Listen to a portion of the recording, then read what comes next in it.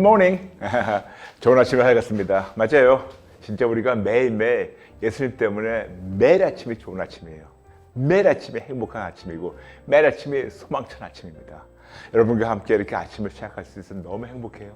감사합니다. 환영합니다. 축복합니다. 우리는 계속해서 성경적 교회에 대해서 배우고 있고 나는 곧 잠시 복습할게요. 교회란 헬라어로 에클레지아, 지극하면 불러내다. 어두운 세상에서 하나님이 구별해서 불러낸 사람들과 그들의 모임을 얘기합니다. 그러므로 교회란 예수님만을 주님으로 올려드린 자들이 차별된 신분으로 세상 사람들과 구별된 삶을 살도록 하나님께서 불러내어 교회의 머리신 예수님을 중심으로 모이는 사람들과 공동체를 뜻합니다. 그러므로 반드시 차별된 신분으로 세상과 구별되어서 소금과 빛의 역할을 감당해야 한다고 베드로전서 1장 16절 그리고 마태복음 5장 13절 14절 예수님 명령하십니다. 제 나름대로 정리한 교회의 5가지 기능이 있어요. 첫 번째 예배, 두 번째 말씀과 기도, 세 번째 양육, 네 번째 교제, 그리고 5번째 전도. 지난 몇 주간 교회 기능에 대해서 나눴고 만일 놓치셨으면 매우 중요하니 꼭 들어요 커피타임 158회부터 164회를 복습하시면 감사하겠습니다. 그럼 앞서 나눈 5가지 큰 기능 외에 교회의 다른 기능은 어떤 것이 있나요? 있죠. 섬김, 봉사, 신방, 구제, 헌금 등등 매우 중요한 기능이 있는데 오늘은 섬김과 봉사에 대해서 잠시 살펴볼게요. 근데 먼저 전제하는 중요한 포인트가 있습니다. 교회의 모든 기능은 교회의 머리시며 담임 목사님이신 예수님의 관점으로 살펴보고 재점검해야 건강한 교회답게 기능하게 됩니다. 그런 관점으로 섬김과 봉사에 대해서 살펴보겠습니다. 우리는 교회를 다니며 당연히 섬기고 봉사를 해야 합니다. 그런데 누구를 섬기며 누구의 뜻대로 봉사해야 올바른 걸까요? 여러분 질문 있습니다. 여러분은 교회를 섬기십니까? 여러분은 목사님을 섬기십니까? 아니면 여러분은 성도님들을 섬기십니까? 여러분들은 교회를 섬기며 목사님과 성도님들을 섬기려고 교회에 출석하십니까? 한국 교회에서 나를 소개할 때 사용하는 문구를 보게 되면 이렇게 얘기합니다. 저는 어느 교회를 섬기는 아무개 집사, 장로, 권사입니다. 이처럼 우리는 습관적으로 어느 교회를 섬기는 누구라고 나 자신을 소개하는데 교회를 섬기고 목사를 섬기며 성도들을 섬기는 것이 교회의 목적인가? 아니면 교회 머리신 예수님을 섬기는 것이 목적인가요? 당연히 예수님을 섬김으로 성도님들을 섬기고 교회를 세워나가는 것이 교회의 기능입니다. 그러므로 교회는 섬김의 대상이 아니고 교회의 머리시며 담임 목사님이신 예수님을 섬김으로 예수님의 뜻대로 올바르게 세워나가는 것입니다. 그러므로 예수님을 섬김으로 성도들을 섬기고 교회를 세워나가는 것이 교회의 기능인데 올바른 성경적 순서를 알아야 이 모든 것이 질서와 품위로 실행하게 됩니다. 그러므로 여러분께 오늘 올바른 성경적 순서, 섬김과 봉사에 대해서 차근차근 나눌게요. 첫 번째, 가장 먼저 우리는 하나님을 섬깁니다. 출애굽기 23장 25절 내 하나님 여호와를 섬기라. 신명기 6장 13절 내 하나님 여호와를 경외하며 그를 섬기라. 마태복음 4장 10절 예수님이 직접 명령하십니다. 주 너의 하나님을 경배하고 다만 그를 섬기라. 아멘. 로마서 12장 11절 부지런하여 게으르지 말고 열심을 품고 주를 섬기라. 우리는 주님이시며 하나님이신 예수님을 열심히 섬겨야 합니다. 주님을 섬기는 겁니다. 하나님. 요한복음 12장 26절 사람이 나를 섬기려면 나를 따르라. 나 있는 곳에 나를 섬기는 자도 거기 있으리니 사람이 나를 섬기면 내 아버지께서 그를 귀히 여기시리라. 맞아요. 우리가 예수님을 섬길 때 예수님을 섬기는 자들을 하나님 아버지께서 귀히 여기신다고 말씀하고 있으며 고로새서 3장 24절 이는 기업의 상을 주께 받을 줄 아나니 너희는 주 그리스도를 섬기느니라. 그러므로 여러분 우리의 임무가 있어요. 우리 임무는 주 그리스도이신 예수님을 섬기는 겁니다. 아멘. 이렇게 주님이시며 교회 머리시며 담임 목사님이신 예수님을 전심으로 섬기게 되면 그때 비로소 예수님과 교제를 하며 예수님을 더 알아가고 예수님의 순수하고 거룩한 사랑으로 체험받게 됩니다. 예수님이 이 세상에 오신 이유에 대해서 쉽게 설명하신 것이 마태복음 20장 28절이에요. 인자가 온 것은 섬김을 받으려 함이 아니라 도리어 섬기려 하고 자기 목숨을 많은 사람의 대성물로 주려 함이니라. 아멘. 예수님은 순수하게 당신의 목숨으로 우리를 살리시고 섬기시러 오셨고, 우리가 예수님을 알게 되고 교제하며 섬기게 되면 비로소 그 거룩하고 순수한 사랑을 알게 되고 그 거룩한 순수한 사랑을 체험받게 됩니다. 그렇게 되면 드디어 예수님의 순수하고 거룩한 사랑을 체험받아서 그 사랑으로 이웃을 섬기며 체험받은 사랑으로 우리가 서로 봉사하게 되는 겁니다. 그 사랑으로 체험받은 사랑으로. 빌립보서 2장 2절부터 4절. 마음을 같이하여 같은 사랑을 가지고 뜻을 합하며 한 마음을 품어 아무 일에든지 다툼이나 허영으로 하지 말고 오직 겸손한 마음으로 각각 자기보다 남을 낮게 여기고 각각 자기 일을 돌볼 뿐더러 또한 각각 다른 사람들의 일을 돌도와 나의 기쁨을 충만하게 하라. 아멘.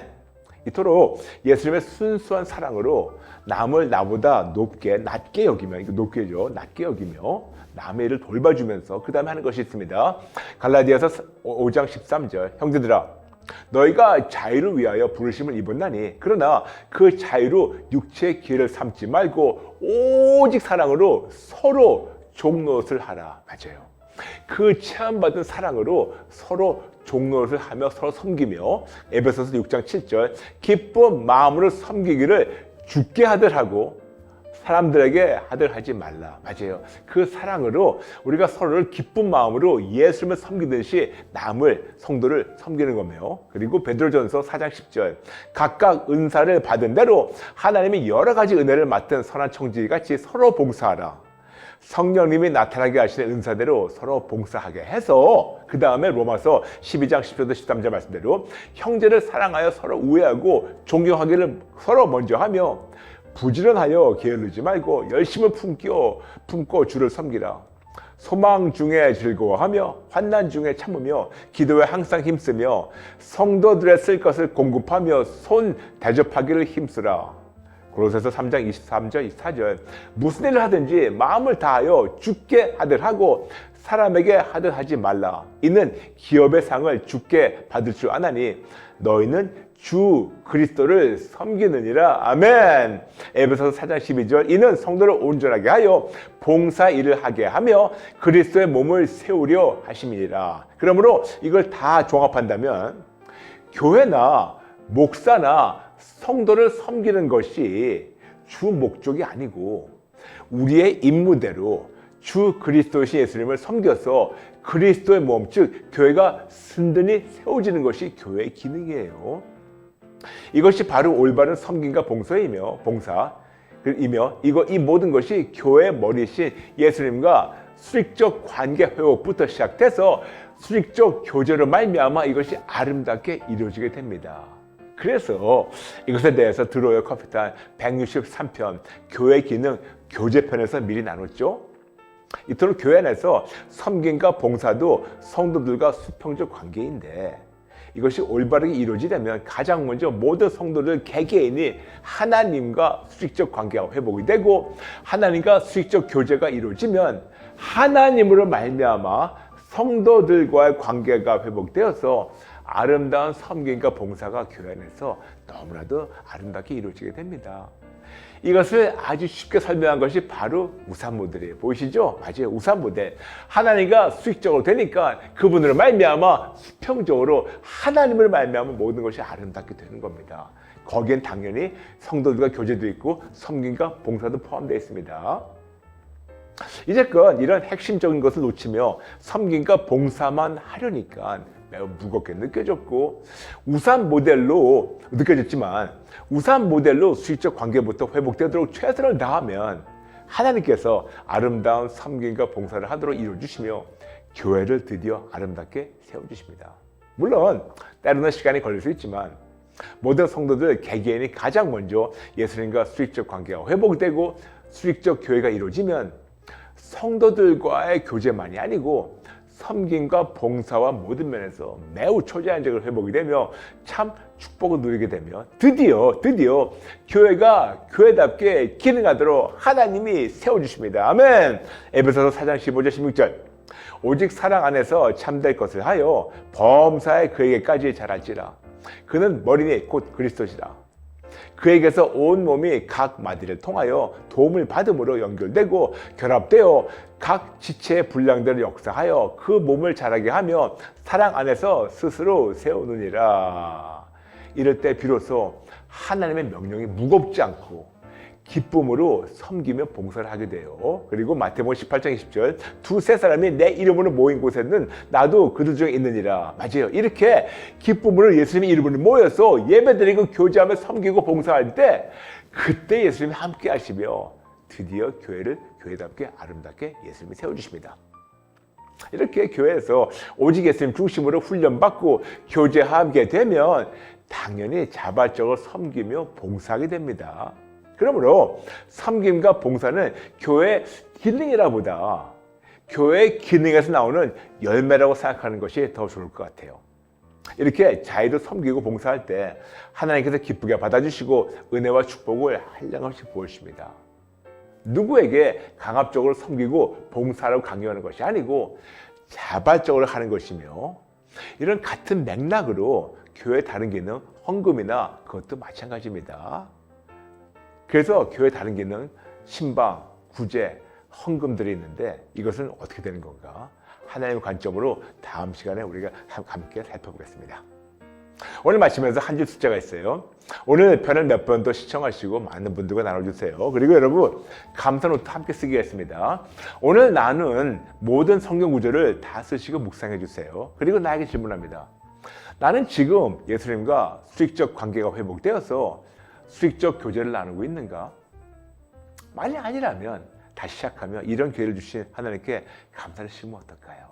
해볼까요, 여러분? 네, 여러분 저와 함께 같이 기도 따라 해주시면 감사하겠습니다. 하나님 아버지, 그동안 섬김과 봉사를 세상 관점으로만 보고 알았습니다.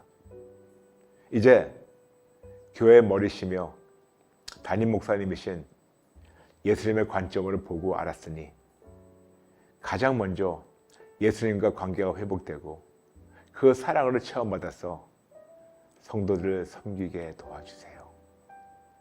이런 귀한 깨달음과 새로운 시작을 허락하셔서 감사드리며 예수님의 이름으로 기도합니다. 아멘. 오늘 나눈 내용 중에서 궁금한 점이나 질문 있으시면 댓글로 나눠주세요. 이번 주 요요 Q&A 시간에 최선 다해서 풀어드리겠습니다. 여러분 너무 감사해요. 여러분과 함께 이렇게 가상교회를 같이 세워나간다는 기쁨 무척 큰 거 아시죠? 여러분 감사합니다. 사랑합니다. 축복합니다. 다음 시간에 뵐게요. God bless you.